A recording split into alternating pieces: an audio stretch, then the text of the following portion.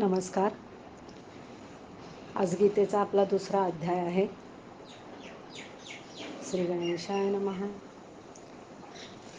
शांताकारं भुजगशयनं पद्मनाभं सुरेशं विश्वाधारं गगनसदृशं मेघवर्णं शुभांगं लक्ष्मीकान्तं कमलनयनं योगभिर्ध्यानगम्यं वन्दे विष्णु भवभयहरं सर्वलोकैकनाथम्.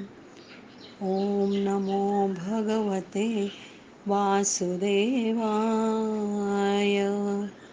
मूकं करोति वाचालं पङ्गुं लङ्घयते गिरिं यत्कृपातमहं वन्दे परमानन्दमाधवम्. ओम श्री परमात्मने नमः. महात्म्य. भगवान म्हणाले, अगं लक्ष्मी, पहिल्या अध्यायाच्या महात्म्यासंबंधीचे सुंदर कथानक मी तुला ऐकवले. आता तसेच इतर अध्यायांच्या महात्म्यासंबंधी सांगतो, ऐक. दक्षिणेकडे वेदवेत्या ब्राह्मणांच्या पुरंदरपूर नावाच्या नगरात श्री देवशर्मा नावाचा एक विद्वान ब्राह्मण राहत होता. तो वेदशास्त्रांचा विशेष जाणकार असून नित्य वेदाध्ययन करीत असे. यज्ञयाग, अतिथीपूजन यांची त्याला अतिशय आवड होती. यामुळे तपस्वी लोकांना तो नेहमी अत्यंत आवडत असे. त्याने पुष्कळ द्रव्य खर्च करून अनेक यज्ञ केले व देवतांना संतुष्ट केले, परंतु त्या धर्मशील ब्राह्मणाला कधीही कायम टिकणारी शांती मिळाली नाही. त्यामुळे तो आत्यंतिक कल्याण प्राप्त करून देणारे ज्ञान मिळवण्याच्या इच्छेने नेहमी विपुल साधन सामग्रीनिशी सत्यसंकल्प तपस्व्यांची सेवा शुश्रूषा करू लागला. अशा रीतीने सत्कर्मे करण्यात त्याच्या आयुष्याचा बराच काळ निघून गेला. काही दिवसांनी त्याच्याकडे एक त्यागी महात्मा आला.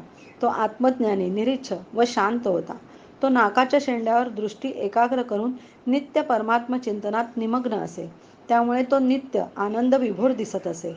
त्या नित्यतृप्त तपस्व्याला शुद्ध अंतःकरणाने नमस्कार करून देवशर्म्याने विचारले, महात्मन, मला आपल्यासारखी नित्य शांतिमय स्थिती कशी मिळेल? तेव्हा त्या आत्मज्ञानी संताने सौपूर गावात राहणाऱ्या शेळ्या राखणाऱ्या मित्रवान नावाच्या धनगराची माहिती दिली व तोच तुला उपदेश करील असेही सांगितले. ते ऐकून देवशर्म्याने त्या महात्म्याला वंदन केले व तो वैभव संपन्न सौपूर गावात गेला. त्या गावाच्या उत्तर भागात एक मोठे अरण्य होते. त्या अरण्यात नदीच्या काठावरील एका शेळेवर मित्रवान बसला होता. आनंदातिशयाने त्याची दृष्टी स्थिर होती. त्याच्या पापण्यांची उघडझाप जणू थांबली होती. परस्परांची शत्रुत्व असणारे प्राणी आपापसातील वैर विसरून तेथे एकत्र नांदत होते. त्या वनात झुळझुळ वारा वाहत होता. पशूंचे कळप शांत बसले होते आणि मित्रवान दयेने ओथंबलेल्या आनंदमय प्रसन्न दृष्टीने पृथ्वीवर जणू अमृत वर्षाव करत होता. त्याला अशा स्थितीत पाहून देवशर्म्यांचेही मन प्रसन्न झाले. तो मोठ्या उत्कंठेने अतिशय नम्रपणे मित्रवानाजवळ गेला. मित्रवानानेही किंचित मस्तक लावून त्याचे स्वागत केले. त्यानंतर विद्वान देवशर्म्याने मित्रवानाचे ध्यान संपल्यावर आपले मनोगत व्यक्त केले. देवशर्मा म्हणाला, महाभाग, मला आत्मज्ञान प्राप्त करून घेण्याची इच्छा आहे. माझी इच्छा पुरी होण्यासाठी आपण मला असा एखादा उपाय सांगा की ज्याच्या योगाने आपण हे ज्ञान मिळवले आहे. देवशर्म्याचे हे बोलणे ऐकून काही क्षण विचार करून मित्रवान सांगू लागला. मित्रवान म्हणाला, महाशय, एकदा मी रानात शेळ्या चारत होतो. इतक्यात एका भयंकर वाघाकडे माझी नजर गेली. तो इतका क्रूर होता की तो जणू सगळ्यांना खाऊन टाकील की काय असे वाटत होते. मी मरणाला भीत होतो. त्यामुळे वाघ येत असलेला पाहून बकऱ्यांच्या कळपाला पुढे घालून मी तेथून पळ काढला. परंतु त्यातील एक शेळी त्याच वेळी सारे भय सोडून नदी तीरावर असणाऱ्या वाघाजवळ जराही न घाबरता गेली. तिकडे तो वाघही तिला मारण्याचे मनात न आणता तिच्याकडे पाहत स्तब्ध उभा राहिला. ते पाहून बकरी म्हणाली, वाघोबा, तुमच्यासमोर तुमचे आवडते भक्ष्य उभे आहे. मला मारून माझ्या शरीरातील मांस चविष्टपणे खा ना. इतका वेळ स्तब्ध उभे का? तुमच्या मनात मला खायचा विचार कसा काय येत नाही? वाघ म्हणाला, बकरे, इथे येताच माझ्या मनातील द्वेषभाव मावळला. तहान भूक कुठच्या कुठे नाहीशी झाली. त्यामुळे तू जवळ असतानाही तुला खाण्याची मला मुळीच इच्छा नाही. वाघाचे हे बोलणे ऐकून बकरी म्हणाली, मलाही तुमची भीती कशी काय वाटली नाही कुणास ठाऊक. यालाही काहीतरी कारण असणारच. तुम्हाला ठाऊक असेल तर मला सांगा. हे ऐकून वाघ म्हणाला, मलाही माहीत नाही. चल, समोर उभ्या असलेल्या त्या सज्जन गृहस्थालाच विचारूयात. असे ठरवून ती दोघे माझ्याकडे येण्यास निघाली. त्या दोघांच्याही स्वभावातील हा विचित्र बदल पाहून मला खूप आश्चर्य वाटले. तोपर्यंत त्यांनी माझ्याजवळ येऊन मला विचारले, तेथे झाडाच्या फांदीवर एका वानरांच्या कळपाचा राजा बसला होता. त्यालाच मी याचे कारण विचारले. आम्हा तिघांना एकत्र आलेले पाहून वानरराजाने आदराने मला सांगायला सुरुवात केली. वानरराज म्हणाला, धनगरा, ऐक. या संदर्भात एक प्राचीन कथा मी तुम्हाला सांगतो. या समोरच्या अरण्यामध्ये एक मंदिर दिसतंय, ते पहा. त्यात त्यात ब्रह्मदेवाने स्थापन केलेले एक शिवलिंग आहे. पूर्वी या मंदिरात सुकर्मा नावाचा एक बुद्धिमान महात्मा राहत होता. तो तप करीत असे, तसेच या मंदिरातील शिवांची उपासना करीत असे. तो अरण्यातील फुले तोडून आणि व नदीच्या पाण्याने भगवान शंकरांना अभिषेक करून ती फुले वाहून त्यांची पूजा करी. कालांतराने त्याच्याकडे एक अतिथी आला. सुकर्म्याने त्याला खाण्यासाठी काही फळे आणून दिली व म्हटले, महात्मन, मी केवळ आत्मज्ञानासाठी भगवान शंकराची आराधना करतो. आज त्या आराधनेचे फळ भगवंतांनी मला देण्याचे ठरवले असावे, कारण आपल्यासारख्या महापुरुषाने येथे येण्याची माझ्यावर कृपा केली आहे. सुकर्म्याचे हे मधुर शब्द ऐकून त्या महातपस्वी अतिथीला खूप आनंद झाला. त्याने त्या जागी असलेल्या एका शिळेवर भगवद्गीतेचा 2रा अध्याय लिहिला व त्या सुकर्म्याला त्या अध्यायाचे पठण मनन करण्यास सांगून त्याला म्हटले, सुकर्म्या, त्याच्या अध्यायाने तुझी इच्छा आपोआप पूर्ण होईल. इतके बोलून त्याच्यासमोरच तो महात्मा अंतर्धान पावला. सुकर्म्याला या घटनेचे आश्चर्य वाटले. त्याने त्या महात्म्याच्या आज्ञेप्रमाणे नित्य गीतेच्या 2ऱ्या अध्यायाचा अभ्यास सुरू केला. दीर्घकाळाने अंतःकरण शुद्ध होऊन त्याला आत्मज्ञान प्राप्त झाले. त्यानंतर तो जेथे जेथे गेला तेथील तपोवन शांत झाले. तेथील आसक्ती, द्वेष, थंड, ऊन, तहान, भूक इत्यादी द्वंद्वे नाहीशी झाली. इतकंच नव्हे तर तेथील भयही नाहीसे झाले. 2ऱ्या अध्यायाचे पठण मनन करणाऱ्या सुकर्म्याच्या प्रभावामुळेच हे सारे घडत असे. मित्रवान म्हणाला, वानर राजाचे हे बोलणे ऐकून मी प्रसन्न अंतःकरणाने ती बकरी, वाघ यांना बरोबर घेऊन त्या मंदिराकडे गेलो. तिथे गेल्यावर तेथील एका शिळेवर लिहिलेला गीतेचा 2रा अध्याय मी पाहिला. त्याच्या अभ्यासाने मला हे ज्ञान झाले. म्हणून हे भल्या ब्राह्मणा, तू ही 2ऱ्या अध्यायाचे मनन चिंतन कर. त्यामुळे मुक्ती तुझ्यापासून दूर असणार नाही. भगवान विष्णू म्हणाले, प्रिये, मित्रवानाचा हा उपदेश ऐकून देवशर्व्याने त्याची पूजा केली व त्याला नमस्कार करून पुरंदरपूरची वाट धरली. तेथे एका देवळात राहणाऱ्या पूर्वी सांगितलेल्या महात्म्याला भेटून त्याला सर्व वृत्तांत सांगितला व त्याच्याकडूनच सर्वप्रथम 2ऱ्या अध्यायाची संस्था घेतली. नंतर त्याच्याकडून त्यातील ज्ञान जाणून घेऊन सुकर्मा नित्य मोठ्या श्रद्धेने 2ऱ्या अध्यायाचे मनन चिंतन करू लागला. त्यामुळे त्याला त्या प्रशंसनीय परमपदाची प्राप्ती झाली. हे लक्ष्मी, 2ऱ्या अध्यायाचे महात्म्य सांगणारे हे कथानक मी तुला सांगितले.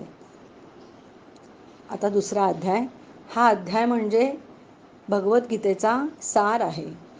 अर्जुन पूर्णपणे श्रीकृष्णाला शरण आलेला आहे आणि श्रीकृष्ण त्याला आत्म्याविषयी सांगतायत. आत्म्याची व्याख्या काय आणि परमेश्वराची निष्काम सेवा कशी करायची हे या अध्यायात दिलेलं आहे. संजय म्हणाला, अशा रीतीने करुणेने व्याप्त, ज्याचे डोळे आसवांनी भरलेले व व्याकुळ दिसत आहेत, अशा शोक करणाऱ्या अर्जुनाला भगवान मधुसूदन असे म्हणतात. भगवान म्हणाले, हे अर्जुना, या भलत्याच वेळी हा मोह तुला कशामुळे उत्पन्न झाला? कारण हा थोरांनी न आचरिलेला, स्वर्ग मिळवून न देणारा आणि कीर्तिकारकही नाहीये. अंतःकरणाचा तुच्छ दुबळेपणा सोडून देऊन युद्धाला उभा राहा. अर्जुन म्हणाला, हे मधुसूदना, युद्धात मी भीष्म पितामहांच्या आणि द्रोणाचार्यांच्या विरुद्ध बाणांनी कसा लढू? कारण हे अरिसूदना, ते दोघेही पूज्य आहेत. म्हणून या महानुभव गुरुजनांना न मारता मी या जगात भिक्षा मागून खाणेही कल्याणकारक समजतो. कारण गुरुजनांना मारूनही या लोकात रक्ताने माखलेले अर्थ व कामरूप भोगच भोगायचे ना. युद्ध करणे व न करणे या दोहोंपैकी आम्हाला काय श्रेष्ठ आहे हे कळत नाही, किंवा आम्ही त्यांना जिंकू की आम्हाला जिंकतील हेही आम्हाला माहीत नाही. आणि ज्यांना मारून आम्हाला जगण्याचीही इच्छा नाही, तेच आमचे बांधव धृतराष्ट्रपुत्र आमच्या विरुद्ध उभे आहेत. करुणाव्याप्त दैन्यामुळे ज्याचा मूळ स्वभाव नाहीसा झाला आहे व धर्माधर्माचा निर्णय करण्याविषयी ज्याची बुद्धी असमर्थ आहे, असा मी तुम्हाला विचारत आहे की जे साधन खात्रीने कल्याणकारक आहे ते मला सांगा, कारण मी तुमचा शिष्य आहे. म्हणून तुम्हाला शरण आलेल्या मला उपदेश करा. कारण पृथ्वीचे शत्रुरहित व धन धान्य समृद्ध राज्य मिळाले किंवा देवांचे स्वामित्व जरी मिळाले तरी माझ्या इंद्रियांना शोषून टाकणारा शोक जो दूर करू शकेल असा मला उपाय दिसत नाहीये. संजय म्हणाला, हे राजा, निद्रेवर ताबा असलेल्या अर्जुनाने अंतर्यामी श्रीकृष्णाला एवढे बोलून मी युद्ध करणार नाही असे स्पष्टपणे सांगितले व तो गप्प झाला. हे भरतवंशी धृतराष्ट्र महाराज, अंतर्यामी भगवान श्रीकृष्ण दोन्ही सैन्यांच्या मध्यभागी शोक करणाऱ्या त्या अर्जुनाला हसल्यासारखे करून म्हणाले.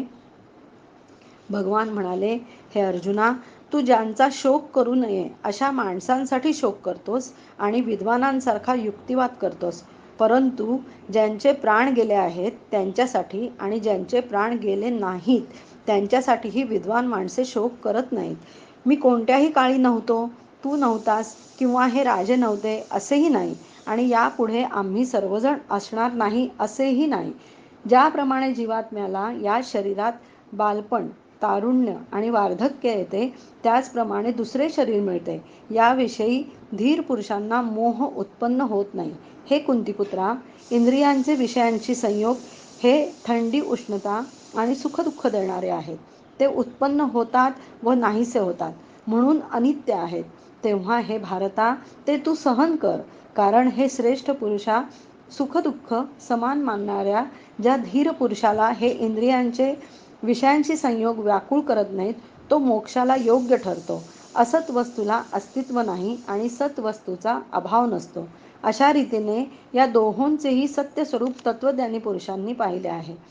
ज्याने हे सर्व जग दिसणाऱ्या सर्व वस्तू व्यापल्या आहेत त्यांचा नाश नाही, हे तू लक्षात ठेव. त्या अविनाशींचा नाश कोणीही करू शकत नाही. या नाशरहित मोजता न येणाऱ्या नित्यस्वरूप जीवात्म्याची ही शरीरे नाशिवंत आहेत असे म्हटले गेले आहे. म्हणून हे भरतवंशी अर्जुना, तू युद्ध कर. जो या आत्म्याला मारणारा असे समजतो, तसेच जो हा आत्मा मेला असे मानतो, ते दोघेही अज्ञानी आहेत. कारण हा आत्मा वास्तविक पाहता कोणाला मारत नाही आणि कोणाकडून मारला जात नाही. हा आत्मा कधीही जन्मत नाही आणि मरतही नाही. तसेच हा एकदा उत्पन्न झाल्यावर पुन्हा उत्पन्न होणार नाही, कारण हा जन्म नसलेला, नित्य, सनातन आणि प्राचीन आहे. शरीर मारले गेले तरी हा मारला जात नाही. हे पार्था, जो पुरुष हा आत्मा नाशरहित, नित्य, न जन्मणारा व न बदलणारा आहे हे जाणतो, तो कोणाला कसा ठार करवेल किंवा कोणाला कसा ठार करील. ज्याप्रमाणे माणूस जुनी वस्त्र टाकून देऊन नवी वस्त्र घेतो, त्याचप्रमाणे जीवात्मा जुनी शरीरे टाकून दुसऱ्या नव्या शरीरात जातो. या आत्म्याला शस्त्रे कापू शकत नाही, विस्तव जाळू शकत नाही, पाणी भिजवू शकत नाही, वारा वाळवू शकत नाही, कारण हा आत्मा कापता न येणारा, जाळता न येणारा, भिजवता न येणारा आणि निःसंशय वाळवता न येणारा आहे. तसेच हा आत्मा नित्य, सर्वव्यापी, अचल, स्थिर राहणारा आणि सनातन आहे.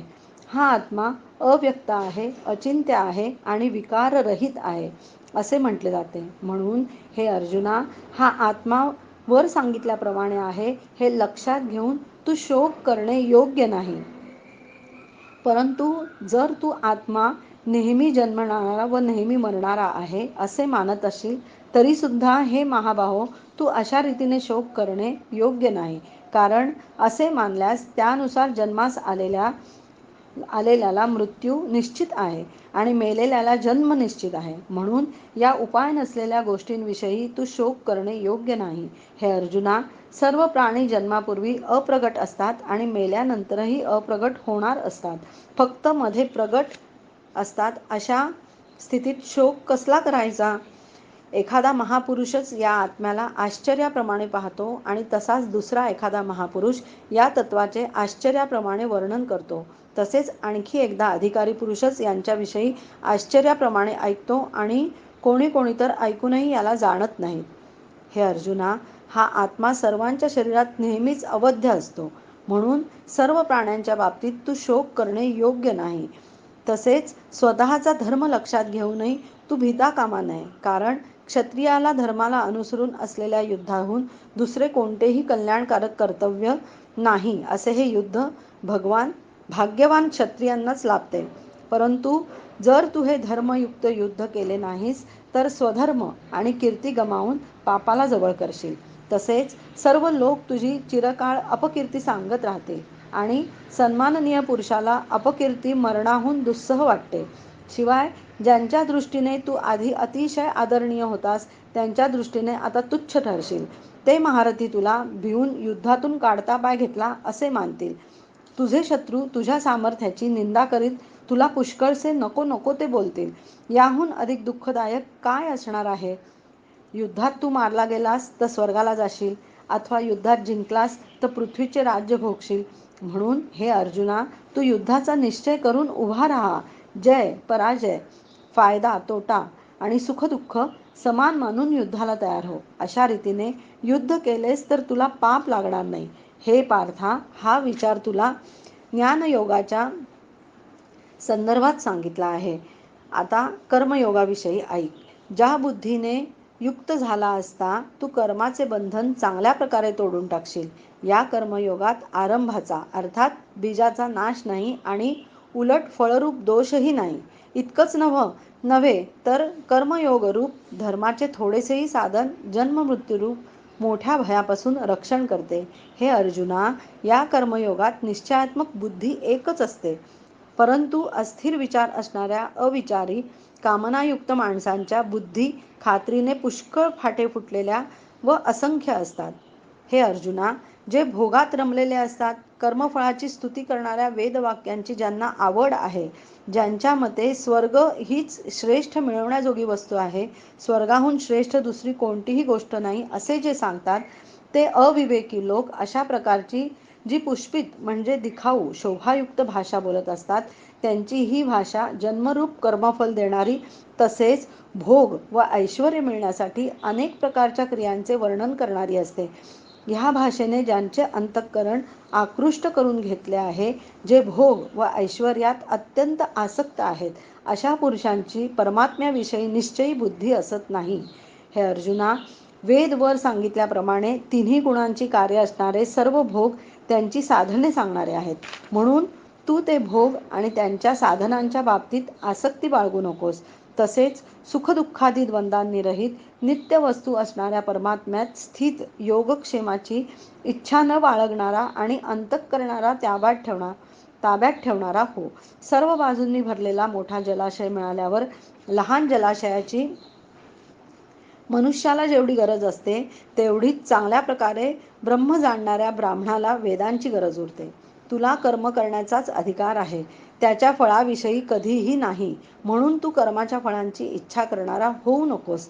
तसेच कर्म न करण्याचाही आग्रह धरू नकोस. हे धनंजया, तू आसक्ती सोडून तसेच सिद्धी आणि असिद्धीमध्ये समान भाव ठेवून योगात स्थिर होऊन कर्तव्य कर्म कर. समत्वालाच योग म्हटले आहे. या समत्वरूप बुद्धियोगापेक्षा सकाम कर्म अत्यंत तुच्छ आहे. म्हणून हे धनंजया, तू समबुद्धीतच रक्षणाचा उपाय शोध, म्हणजे बुद्धियोगाचाच आश्रय घे. कारण फळाची इच्छा बाळगणारे अत्यंत दीन होत. समबुद्धीचा पुरुष पुण्य व पाप या दोहोंचाही याच जगात त्याग करतो, अर्थात त्यापासून मुक्त असतो. म्हणून तू समत्वरूप योगाला चिकटून राहा. हा समत्वरूप योगच कर्मातील दक्षता आहे, म्हणजेच कर्मबंधनातून सुटण्याचा उपाय आहे. कारण समबुद्धीने युक्त असलेले ज्ञानी लोक कर्मापासून उत्पन्न होणाऱ्या फळाचा त्याग करून जन्मरूप बंधनापासून मुक्त होऊन निर्विकार परमपदाला प्राप्त होतात. जेव्हा तुझी बुद्धी मोहरूपी चिखलाला पूर्णपणे पार करून जाईल, तेव्हा तू ऐकलेल्या व ऐकण्यासारख्या इह व परलोकातील सर्व भोगांपासून विरक्त होशील. तऱ्हेतऱ्हेची वचने ऐकून विचलित झालेली तुझी बुद्धी जेव्हा परमात्म्यात अचलपणे स्थिर राहील, तेव्हा तू योगाला प्राप्त होशील, म्हणजेच तुझा परमात्म्याशी नित्य संयोग होईल. अर्जुनाने विचारले, हे केशवा, जो समाधीत परमात्म्याला प्राप्त झालेला आहे, अशा स्थिरबुद्धी पुरुषाचे लक्षण काय? तो स्थिरबुद्धी पुरुष कसा बोलतो, कसा बसतो, कसा चालतो? भगवान म्हणाले, हे अर्जुना, ज्यावेळी हा पुरुष मनातील सर्व कामना पूर्णपणे टाकतो आणि आत्म्यानेच आत्म्याच्या ठिकाणी संतुष्ट राहतो, त्यावेळी त्याला स्थितप्रज्ञ म्हटले जाते. दुःखदायक प्रसंगी ज्याच्या मनाला खेद वाटत नाही, सुखाच्या प्राप्तीविषयी ज्याला मुळीच इच्छा नाही, तसेच ज्याचे प्रीती, भय व क्रोध नाहीसे झाले आहेत, असा मुनी स्थिर बुद्धी म्हटला जातो. जो पुरुष सर्व बाबतीत स्नेहशून्य असून त्या शुभ किंवा अशुभ गोष्टी घडल्या असता प्रसन्नही होत नाही किंवा त्यांचा द्वेषही करीत नाही, त्याची बुद्धी स्थिर झाली. कासव सर्व बाजूंनी आपले अवयव जसे आत ओढून धरते, त्याचप्रमाणे जेव्हा हा पुरुष इंद्रियांच्या विषयापासून इंद्रियांना सर्व प्रकारे आवरून घेतो, तेव्हा त्याची बुद्धी स्थिर झाली असे समजावे. इंद्रियांनी विषयांचे सेवन न करणाऱ्या पुरुषांचेही केवळ विषयच दूर होतात, परंतु त्यांच्याविषयीची आवड नाहीशी होत नाही. ज्या स्थितप्रज्ञ पुरुषाची तर आसक्तीही परमात्म्याच्या साक्षात्काराने नाहीशी होते. हे अर्जुना, आसक्ती नाहीशी न झाल्यामुळे हे क्षोभ उत्पन्न करणारी इंद्रिये प्रयत्न करीत असलेल्या बुद्धिमान पुरुषाच्या मनालाही जबरदस्तीने आपल्याकडे ओढून घेतात. म्हणून साधकाने त्या सर्व इंद्रियांना ताब्यात ठेवून चित्त स्थिर करून मनाला माझाच आधार देऊन ध्यानास बसावे. कारण इंद्रिये ज्या पुरुषाच्या ताब्यात असतात, त्याची बुद्धी स्थिर होते. विषयांचे चिंतन करणाऱ्या पुरुषाची त्या विषयात आसक्ती उत्पन्न होते. आसक्तीमुळे त्या विषयांची कामना उत्पन्न होते. कामना पूर्ण झाल्या नाहीत की राग येतो. रागामुळे अत्यंत मूढता अर्थात अविचार उत्पन्न होतो. मूढतेमुळे स्मरणशक्ती भ्रष्ट होते. स्मरणशक्ती भ्रष्ट झाली की बुद्धीचा म्हणजे ज्ञानशक्तीचा नाश होतो आणि बुद्धीचा नाश झाल्यामुळे माणसाचा अधःपात होतो. परंतु अंतःकरण ताब्यात ठेवलेला साधक आपल्या ताब्यात ठेवलेल्या आसक्ती द्वेषरहित इंद्रियांनी विषयांचा उपभोग घेत असूनही अंतःकरणाची प्रसन्नता प्राप्त करून घेतो. अंतःकरण प्रसन्न असल्यामुळे त्याची सर्व दुःखे नाहीशी होतात आणि त्या चित्त प्रसन्न असलेल्या कर्मयोगाची बुद्धी तात्काळ सर्व गोष्टींपासून निवृत्त होऊन एका परमात्म्यामध्येच उत्तम प्रकारे स्थिर होते. मन आणि इंद्रिये न जिंकणाऱ्या पुरुषाच्या ठिकाणी निश्चयात्मक बुद्धी नसते आणि अशा अयुक्त पुरुषाच्या अंतःकरणात आस्तिक भावही नसतो. तसेच भावशून्य माणसाला शांती मिळत नाही. मग शांती नसलेल्या माणसाला सुख कुठून मिळणार? कारण ज्याप्रमाणे पाण्यात चालणाऱ्या नावेला वारा वाहून नेतो, त्याचप्रमाणे विषयात वावरणाऱ्या इंद्रियांपैकी मन ज्या इंद्रियाबरोबर राहते, ते एकच इंद्रिय या अयुक्त पुरुषाची बुद्धी हिरावून घेते. म्हणून हे महाबाहो, ज्यांची इंद्रिये इंद्रियांच्या विषयांपासून सर्व प्रकारे आवरून धरलेली असतात, त्यांची बुद्धी स्थिर असते. सर्व प्राण्यांच्या दृष्टीने जी रात्रीसारखी असते, अशा नित्य ज्ञानस्वरूप परमानंदाच्या प्राप्तीत स्थितप्रज्ञ योगी जगतो आणि ज्या नाशिवंत सांसारिक सुखाच्या प्राप्तीत सर्व प्राणी जगतात, मी परमात्म तत्व जाणणाऱ्या मुनीला रात्रीसारखी असते. ज्याप्रमाणे निरनिराळ्या नद्यांचे पाणी सर्व बाजूंनी भरलेल्या व स्थिर असलेल्या समुद्रात त्याला विचलित न करताही सामावून जाते, त्याचप्रमाणे सर्व भोग ज्या स्थितप्रज्ञ पुरुषांमध्ये कोणत्याही प्रकारचा विकार उत्पन्न न करताच सामावून जातात, तोच पुरुष परमशांतीला प्राप्त होतो. भोगांची इच्छा करणारा नव्हे, जो पुरुष सर्व कामनांचा त्याग करून ममता, अहंकार आणि इच्छा टाकून राहत असतो, त्यालाच शांती मिळते. हे अर्जुना, ब्रह्माला प्राप्त झालेल्या पुरुषाची ही स्थिती आहे. ही प्राप्त झाल्याने योगी कधीच मोहित होत नाही आणि अंतकाळीही या ब्राह्मी स्थितीत स्थिर होऊन ब्रह्मानंद मिळवतो. अध्याय 2 समाप्त. श्रीकृष्णार्पणमस्तु.